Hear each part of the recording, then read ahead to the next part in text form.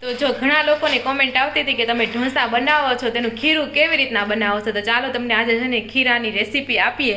તો ચાલો આપણે મમ્મી તમે રેસીપી આપી દો. ચાલો બજા 500 નું પેકેટ છે ને, એમાં અડધો છે એટલે 250 ગ્રામ છે ને અમે રવો લીધો છે.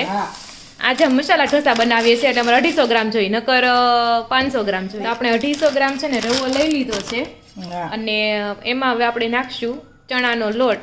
250 ગ્રામ ચણા રવો છે તો 2 ચમચા આપણે જવડાવડા છે ને અમે ચણાના લોટના નાખીએ છીએ. હા, અને થોડોક ચણાનો લોટ વધુ થઈ જાય ને તો વાંધો નહીં, એનાથી ક્રિસ્પી આવે, એનાથી હમણાં ક્રિસ્પી ચણા ક્રિસ્પી થાય એમ. તો હવે એમાં છે ને સ્વાદ અનુસાર મીઠું નાખી દેવું.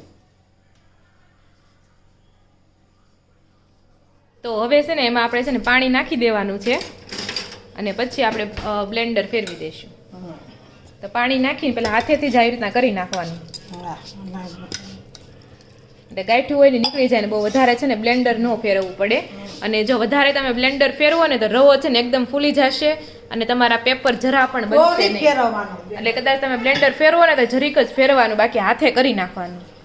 અથવા તો તમે કેવું કરી શકો કે આ રવા અને ચણાના લોટને છે ને મિક્સરમાં નાખી દેવાનું પહેલા અને એકદમ ઝીણો કરી નાખવાનો, પછી એમાં પાણી નાખી હવે તો એવું છે હાથેથી કરવાનું, ઝીણો આવવા મળ્યો ને કોકને જાડો હોય તોની વાત છે એમ.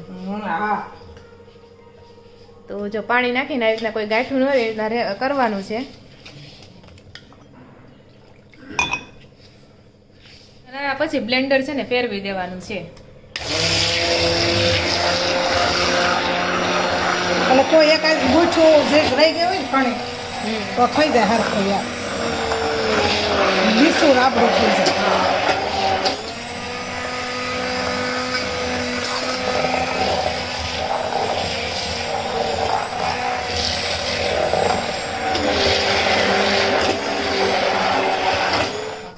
બસ જો 1 થી 2 મિનિટ જ આપણે ફેરવવાનું છે.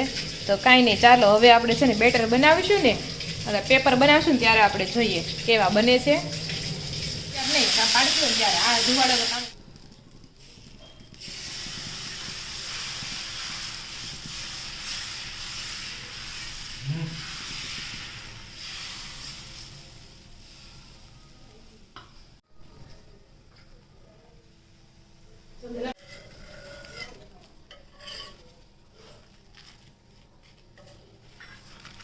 એનું આખા માટે લાલ મસાલો પાછું દીધા.